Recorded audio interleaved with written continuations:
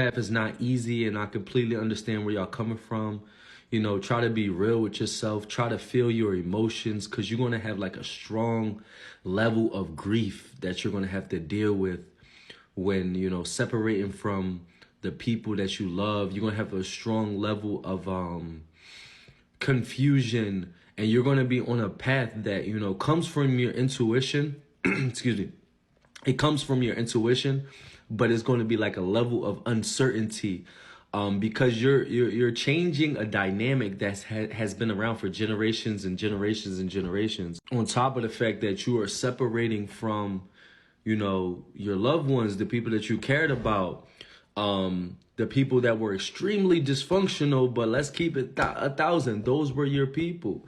I know a lot of people on here probably got to hate and say, oh, I'll never talk to them again and stuff like that. And if you are a black sheep of the family, scapegoat of the family, then you shouldn't. Go no contact no more, because they don't want what is best for you. But let's not negate the fact that these were your people at some point. So you're going to have some type of feeling in regards to separating from them.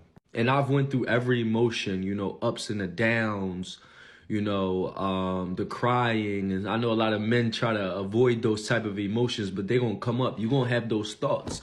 You feel what I'm saying? You're going to have those thoughts when you at work. You're going to have those thoughts when you by yourself. You're going to have those thoughts. Like when I was in the shower just now, I just got the shower, and you're going to have those thoughts. That's what made me think about making this video. But like, this path is not easy.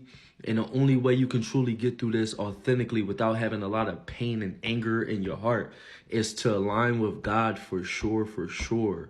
You know what I'm saying? And if anybody else is breaking generational curses, separating from narcissists, or also went through a point in their life where they became homeless, or where they had to, you know, do whatever they had to do in order to survive in this life, I give you grace, and I want you to understand that this is not easy whatsoever.